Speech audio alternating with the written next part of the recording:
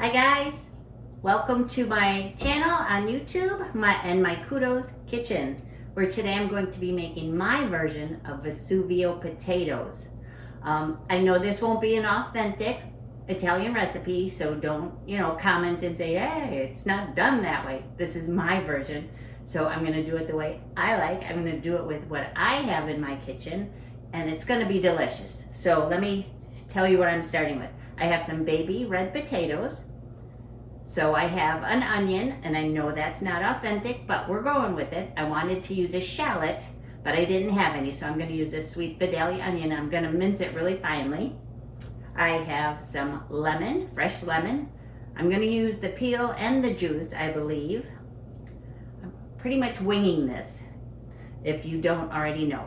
This is going to be, this is capers, a jar of capers. I'm not going to use all of them, but of course I'll drain them first. Some fresh rosemary from out in the garden, smells so good. I have some rosé wine. I know it calls for white wine. I don't have any, so I'm using rosé, a little touch. Some olive oil and Parmesan cheese. Not authentic, but we're going with it. So that's it, except for butter, salt, and pepper. So let's see how it goes. I don't know, but it will be delicious, that I can assure you. I've already washed my potatoes, so now I'm going to halve and quarter them depending on their size. The larger ones I will cut into quarters. They're pretty much all the same size.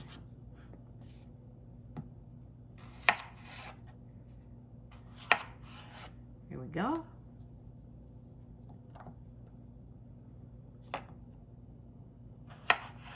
And here's our finely minced onion. You can leave this ingredient out if you choose, but I think it'll be really tasty. So I encourage you to leave it in if you're an onion fan, for sure. And then I'm also going to add, which I forgot to mention in the open, the ingredients is some garlic. I've never used squeezed garlic before, but that's what I was able to find at the grocery store. So we're gonna use lots and lots of garlic. And rosemary, one of my favorite herbs. I don't suggest using the very woody stems, but you can definitely use the tips of the rosemary up here where it's not. You can see how easily bendable it is.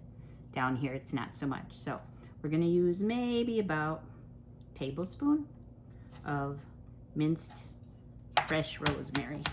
Oh, that won't be a tablespoon.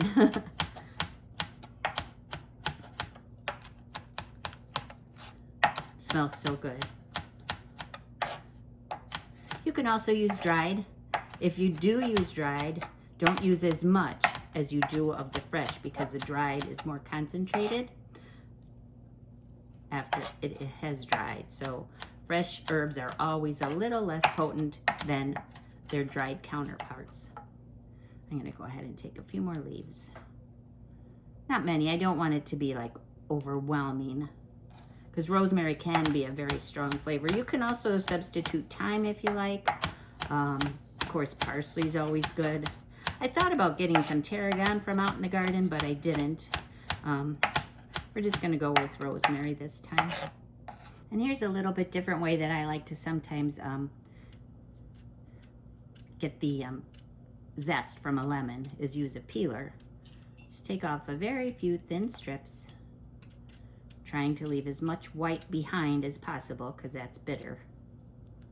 We don't want much, but I think this works a little bit better sometimes than a rasp or a, what do they call that? Microplane.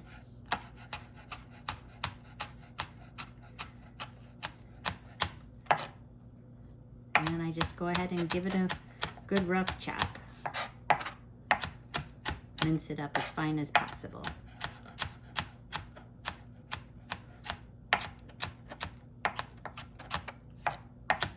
Ooh, does it smell good? Nothing can replace fresh lemon in a dish. Fresh lemon zest. Okay. My skillet, my cast iron skillet, is heating up on the stove over medium-high heat. And that's where we're gonna be completing the dish. So there we go. We have lemon, rosemary, and some of that sweet onion, all minced pretty finely. Okay, here we go. This is a screaming hot cast iron skillet. I'm going to start by adding olive oil,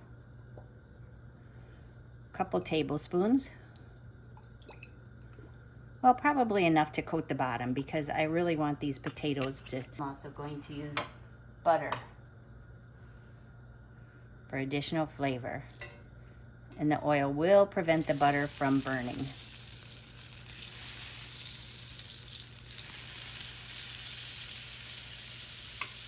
I really want the potatoes to crisp, so I'm going to add quite a bit of butter. I think this is like 3 tablespoons, maybe 4. Okay, we'll let that melt. And we're gonna add in our potatoes and give them a good flip around in the oil and butter. All right, here goes our prepared potatoes. They should sizzle. Yeah, a little. Not a great deal, but enough. And get them in as even of a layer as possible in the skillet. I like to have them cut side down when possible. This was, I think, 2.5 pounds of baby red potatoes.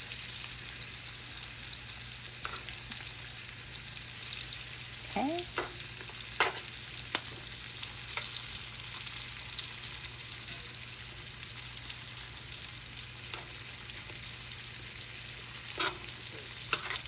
There we go. I think what I'm going to do first is flip them around and get them all coated in the oil and butter mixture.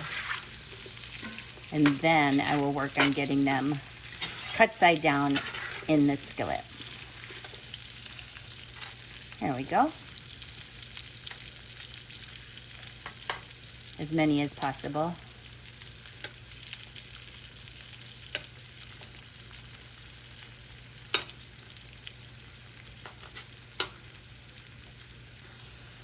Okay, that took a minute, not long. And all of them are at least have one cut side down on the skillet bottom. And the hardest part about this recipe now is just allowing the potatoes to cook without fooling with them. So I'm one of the worst at that. Just allow it to cook. Leave it alone.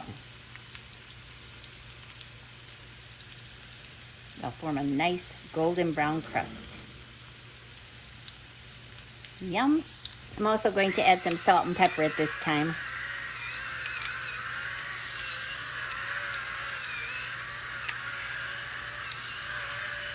There's a pretty healthy dose of pepper.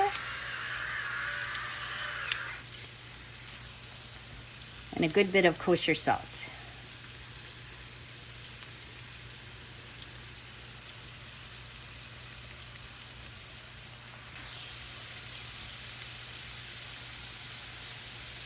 Okay, it's been about 7 minutes and now I'm finally gonna flip them and turn them. Oh boy, they look really good. Yum, you guys.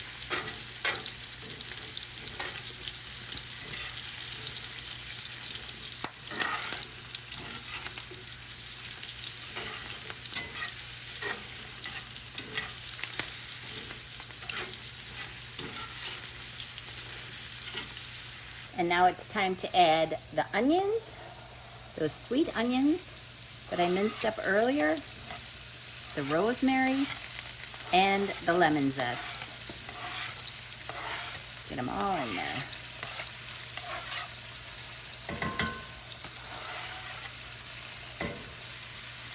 And a good stir for everyone. Okay, we're gonna let them cook a few more minutes on this skillet. I have my oven preheating to 425 degrees. We're gonna finish these off in the oven after they cook just a few more minutes in the skillet. They look good, don't you think? I hope you think so. Okay. Okay, now I'm going to remove the potatoes using a slotted spoon to a dish, so I can make the sauce in the skillet with the remaining oil and butter. And the sauce will be the white wine, a little bit of lemon juice, garlic. I think that's, and then I will add capers too, of course.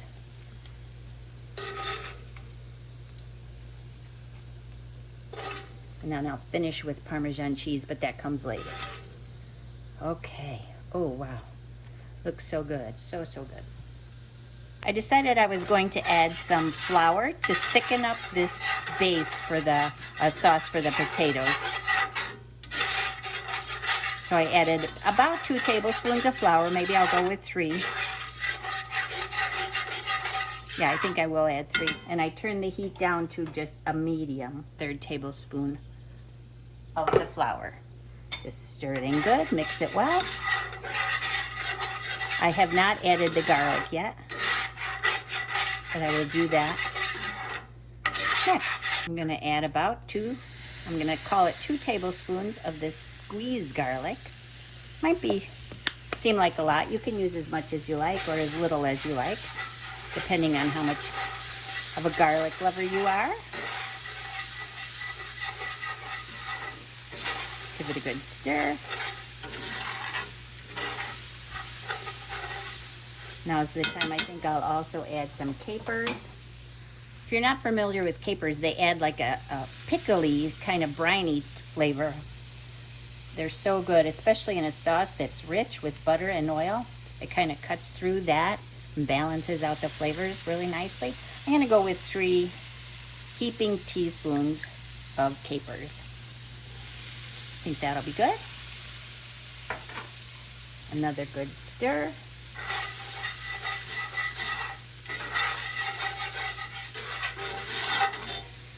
Okay, and now for the wine and lemon juice. And I may add a little chicken stock. I told you things could change. That's the way I cook.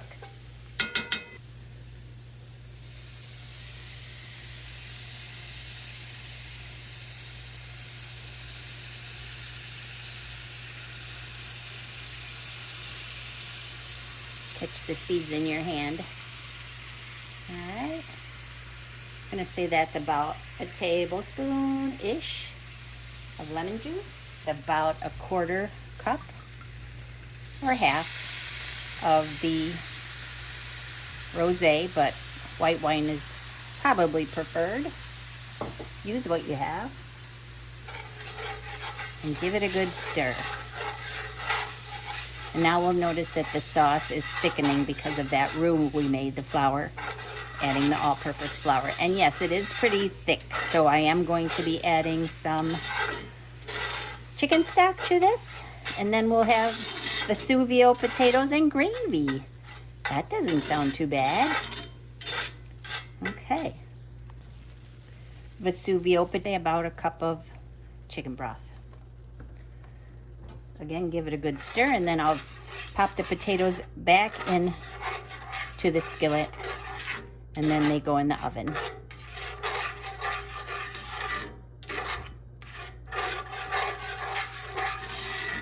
What do you think, guys? How's it look to you? Smells really good.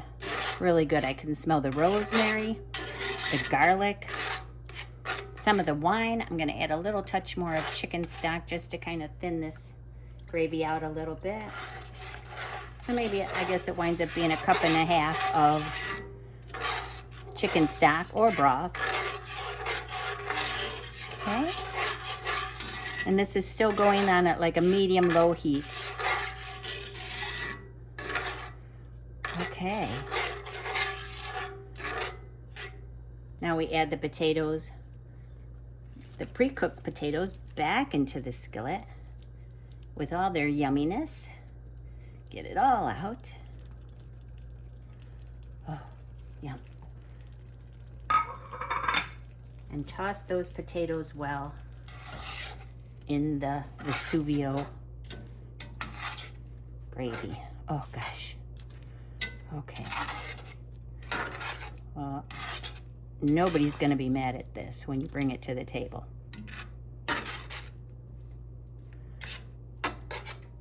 Now you don't have to pop it back in the oven because at this point the potatoes and everything is cooked, but I'm going to put it in the oven for probably only 10 minutes at 425.